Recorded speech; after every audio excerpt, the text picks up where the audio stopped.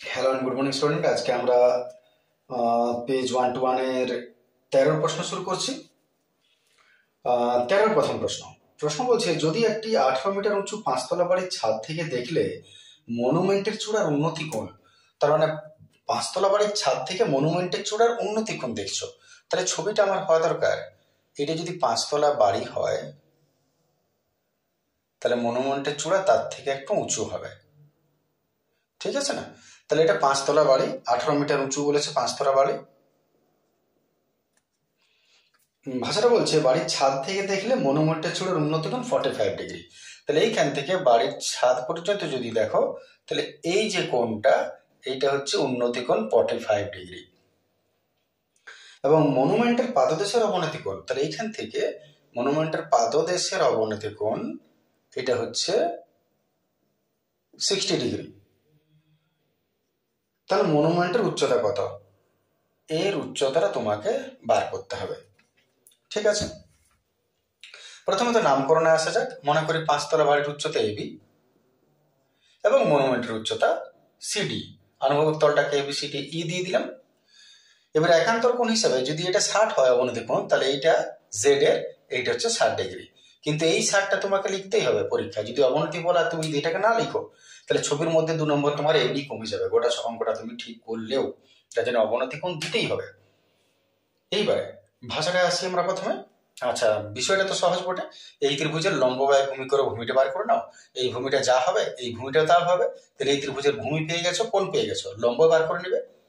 তারপর এটা 18 হলো, এটা 18, এই 18-র সঙ্গে এই লম্বটাকে যোগ করে দেবে, টোটালটা পেয়ে যাবে। ছোট প্রশ্ন বটে।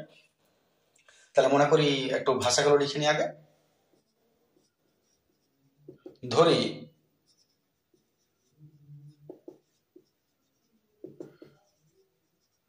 বাড়িটির উচ্চতা এবি সমান 18 মিটার,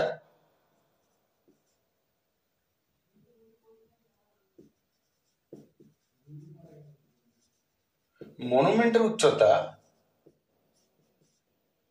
সিডি ধরে নিলাম, উচ্চতা সমান সিডি। কোণ সিএই 45 ডিগ্রি, কোণ ইএডি সমান একান্তর কোণ এডিবি সমান 60 ডিগ্রি।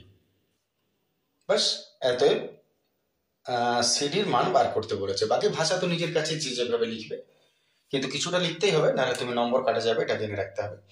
প্রথমে ছোট ত্রিভুজ থেকে চলে আসে সমকোণী ত্রিভুজ। সমকোণী ভাষাটা লিখবেই পরীক্ষায়। সমকোণী ত্রিভুজ এবিডি থেকে লম্ব বাই ভূমি এবি বাই বিডি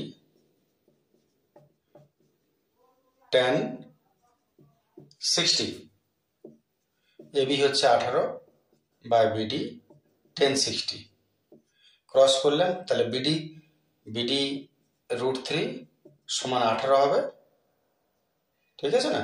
এত বিডি সমান, ডাইরেক্ট করবে, এত লেখার দরকার নেই, আমাকে বাধ্য লিখতে, কেউ যদি বুঝতে না পারো। হর নিরসন √3 গোড়া 3 318 6√3 মিটার একক লিখতে হবে। বিডি বেরিয়ে গেল। এবারে বিডি মানে এই। তাহলে চলে আসি আমরা ত্রিভুজ এইটা নিচের অংশে।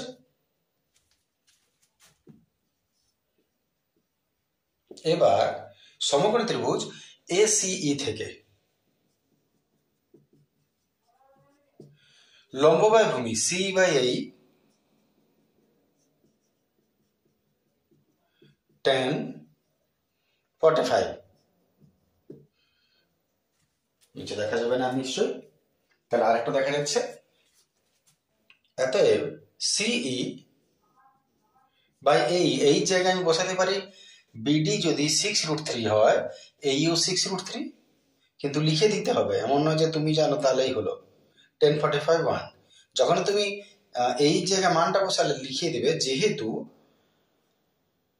বিডি সমান এই, নাহলে মানটা বসাতে পারো না। এবারে ক্রস করছি, অতএব সি সমান, ক্রস করে নিই, অতএব সি সমান 6√3 একে 6√3 মিটার। বাস, এবারে মনুমেন্টের উচ্চতা বলেছে। অতএব আচ্ছা, এখানে একটু লিখে নিই।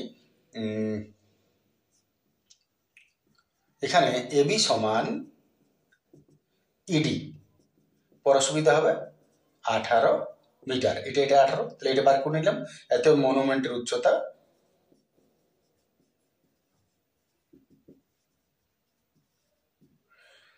সিডি সমান, মনুমেন্টের উচ্চতা সিডি সমান C plus E D. C plus E D, C কত 6√3 আর ইডি কত 18। এত 6 কমন নিয়ে নাও, √3 প্লাস 6 3 18, এত মিটার। আর যদি √3 মান 1.732 বসাও, তাহলে বসি উত্তর বার করবে। দেখে না, আশা করি তার মধ্যে অসুবিধা হওয়ার কথা নেই কোনো। তাহলে একটু মানটা বসিয়ে নিই, শেষ কাজ মানটা বসিয়ে নিচ্ছি।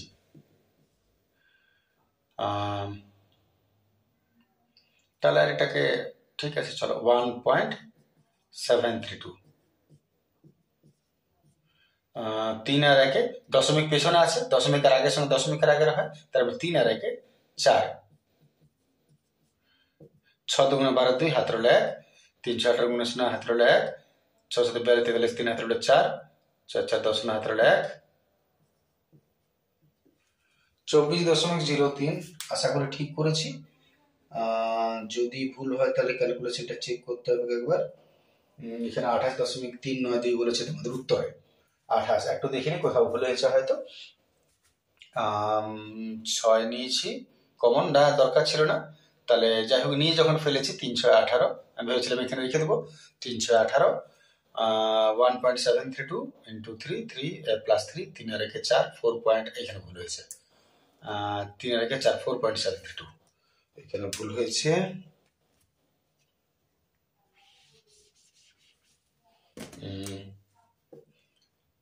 তিন আর 1 4 4.732। 6 2 12 2 হাতের 1, 3 6 18 19 9, 6 2 12 2 হাতের 1, 3 6 18 19 হাতের 1, 42 43 3 হাতের 4, 6 24 আর 25, 3 টাকা দশমিক 3 টাকা দশমিক। এখানে আমাদের তাও মনে হচ্ছে মিলল না উত্তর, 28.392। একটু চেক করে নিই কোথাও কোনো যদি ভুল হচ্ছে। ভেরি গুড, এটা 24 আর 4 28 হবে। বাস, মিটার। বাস, ক্লিয়ার হয়ে গেল। চলে আসে আমরা পরের প্রশ্ন। আচ্ছা, পরের প্রশ্নের মধ্যে বলে রাখি, পরের প্রশ্নটা ওইরকম তোমার কোষে দেখে 25 17 নম্বরটা পড়ে আমি আমার ভিডিও করা আছে, আমি লিঙ্কে দিয়ে দেবো, তোমরা যদি প্রয়োজন থাকে নিশ্চয়ই সেটা দেখে নেবে। এরপরে চলে আসছে আমরা 14 প্রশ্ন। 14 প্রশ্নটাও এক একটা কোষে দেখি 14 17 ওটা আমি লিঙ্কে দিব, ওটাও দেখবে। আমরা আসছি 2 এর প্রশ্ন, 14 2 এর প্রশ্ন চেক করো।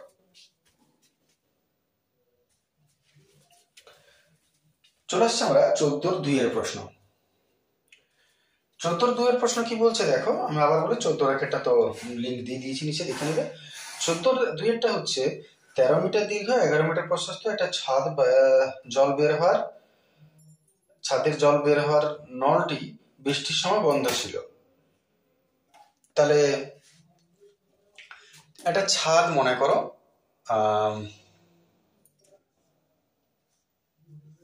সাপোজ এটা ছাদ,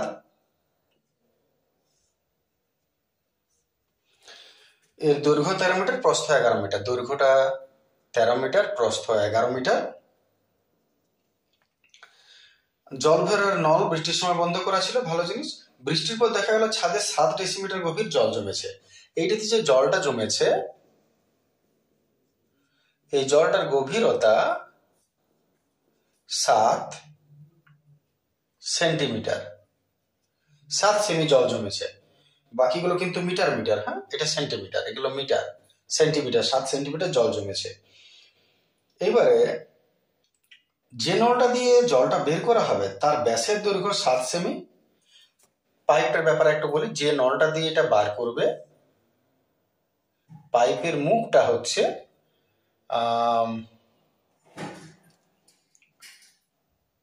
মুখের ব্যাস হচ্ছে 7 ডেসিমি, মুখের ব্যাসটা হচ্ছে 7 ডেসিমিটার, সরি সেন্টিমিটার। এককগুলো একটু ঠিক করে 2 মিনিট দাঁড়িয়ে দেখে নেবে। ব্যাস 7 সেন্টিমিটার, আর চোঙাকারে মিনিটে 200 মিটার জল বেরোয়। এর গতিবেগ হচ্ছে 200 মিটার পার মিনিট, 200 মিটার মিনিটে বেরোয়। ঠিক আছে, তাহলে কতক্ষণে সব জল বেরিয়ে যাবে? এককগুলো একবার চেক করে নেওয়া যায়। দৈর্ঘ্য দেখে না, ছাদের দৈর্ঘ্য হলো 13 মিটার, প্রস্থ 11 মিটার, আর জল জমে আছে 7 সেন্টিমিটার। এই জলটা বার করবে একটা পাইপ দিয়ে। পাইপটার মুখের ব্যাস হচ্ছে 7 সেমি, আর জলটার গতিবেগ হচ্ছে মিনিটে 200 মিটার। বাস, কতক্ষণ সময় লাগবে পুরো জল বেরোতে? প্রথমত আমরা জলের কাজটা আসি, পাইপের কাজটা পরে বুঝবো। জল কতটা আছে, এই জলটা বেরোবে, জল যতটা আছে, কতটা জল আছে, তার মানে জলের আয়তন আগে আমি ঠান্ডা মাথায় বার করে নিই, পাইপ টাইম পরে আসছি। তাহলে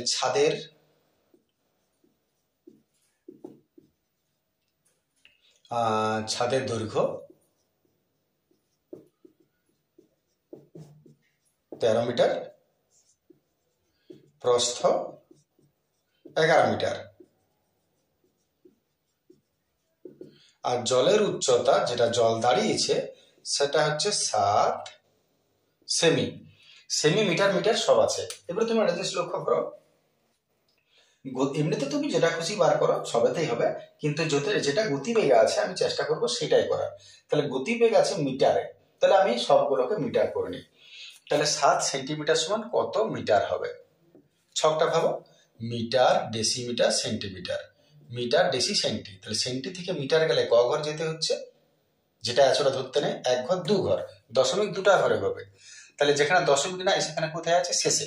2 ঘরে গো, 1 ঘর, 0 দিলে 2 ঘর। এইটা হয়ে গেল সেন্টিমিটার। আচ্ছা, একটু স্টোরেজটা ফুল হয়ে গেছিল, বুঝতে পারিনি আসলে, ক্যামেরাটা বন্ধ হয়ে গিয়েছিল, যার জন্য একটু বলে নিই এই জায়গাটা। আমি ছাদের দৈর্ঘ্য, প্রস্থ, উচ্চতা, জল কতটা আছে রেডি করলাম। তারপর জলের আয়তন, দৈর্ঘ্য গুণিত প্রস্থ গুণিত উচ্চতা ভাগ করে নিলাম। এটা গুণ করতে যেও না, যা আছে রেখে দাও। এরপরে পাইপের জায়গাটা এসেছিলাম। পাইপটার ব্যাস দিয়েছে 7, আর পাইপটার জলের স্পিড হচ্ছে 200 মিটার পার মিনিট। তাহলে পাইপের ব্যাস 7 সেমি। যেহেতু গতিবেগটা মিটার দিয়েছে, তাই আমি সবকিছুতে মিটার বার করে নিয়েছি। তাহলে এটাও মিটার, এটাও মিটার। তাহলে 7 সেমি মানে এত মিটার, আগে বলেছি। এবারে ব্যাসার্ধ কত হবে? বাই 2। এইবারে যেটা বলছিলাম যে জলের গতিবেগ, আসলে এটা উচ্চতা। পাইপ আসলে কি, পাইপ হচ্ছে লম্ববৃত্তাকার চোঙ, এর আরও আছে, এর এইচও আছে। জলের যে গতিবেগ ওইটাই আসলে ওর এইচ, কিন্তু তুমি এইচ বলে লিখো না, জলের গতিবেগ বলেই ভাষাটা লিখবে পরীক্ষায়। জলের গতিবেগ 200 মিটার পার মিনিট। এইবারে যদি গতিবেগটা মিনিটে দেয়, তাহলে তারপরের ভাষা হবে 1 মিনিটে জল সরবরাহ করে। যদি গতিবেগটা সেকেন্ড দিত, তাহলে 1 সেকেন্ডে জল সরবরাহ করে, এইভাবে আর কি। তাহলে যখন 200 মিটার পার মিনিট দিয়েছে, তখন তোমার অঙ্কটা কি হবে না, 1 মিনিটে জল সরবরাহ করে। জলের গতিবেগ অন্য জিনিস, আর 1 মিনিটে জল সরবরাহ করে অন্য জিনিস। জলের গতিবেগ মানে স্পিডটা, কিন্তু 1 মিনিটে কতটা জল যাচ্ছে সেই পরিমাণটা, সেটা আসলে আয়তন। তাহলে 1 মিনিটে জল সরবরাহ করে, ফর্মুলা সেই চোঙের ফর্মুলা পাই আর স্কোয়ার এইচ, পাই আর স্কোয়ার বসালাম আর এইচ বসালাম।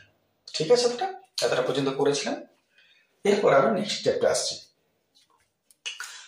একটু এটা সলভ করা যাক, কত হচ্ছে দেখি। 22-এর 7, 7/2, আর 2টা শূন্য হয়ে যাবে, দশমিক তুলে দিলাম। 7/2 আর 2টা শূন্য হয়ে যাবে, ইন্টু 200। একটু কেটে নিই, 7 7 200 200, যতটুকু কাটাকাটি যাচ্ছে কেটে নিচ্ছি। 2 1 6 200, 2 11 22। বাস, এতটা পর্যন্ত হলো। খুব একটু লিখে নিই আর কত রয়েছে আমার এখানে রইল 7 11 77, ছোট গুণগুলো করছি, নাহলে করতাম না, বাই 100 ঘন মিটার। এটার মানে কি দাঁড়ালো আসলে, যে 1 মিনিটে পাইপটায় জল সরবরাহ করে 77/100 ঘন মিটার। তাহলে এবারে কি হবে বুঝতে পারছো? তোমার টোটাল জল কতটা বার করতে হবে? এতটা জল। 1 মিনিটে বার করছে এতটা, তাহলে এবারে কি করা দরকার, ওই কি নিয়ম, এত ঘনমিটার জল সরবরাহ করে 1 মিনিটে, তাহলে এত ঘনমিটার করবে ক মিনিটে, বাস ওইটাই সমস্ত জল বেরিয়ে যাবে। তাহলে এত শেষ কাজ, এত ঘনমিটার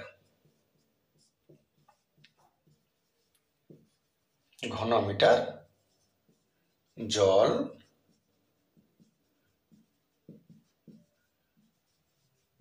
সরবরাহ করে 1 মিনিটে। 1 ঘনমিটার জল সরবরাহ করবে 1/77/100, তার মানে উল্টে উপরে চলে যাবে। আর এত ঘনমিটার,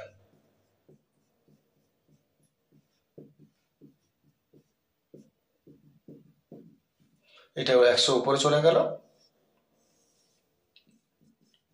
77 নিচে নেমে গেল। আর এটা কোথায় যাবে, এটা উপরে উঠবে, 13 × 11 × 0.07, দশমিক তুলে দিলাম, দশমিক তুলে দিলে নিচে দুটা শূন্য হলো। কাটাকাটি করা যাক, 7 11 77, 11 11, গোগলা 13 রইল।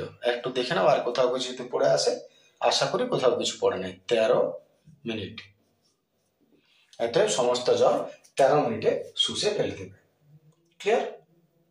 দেখে নাও।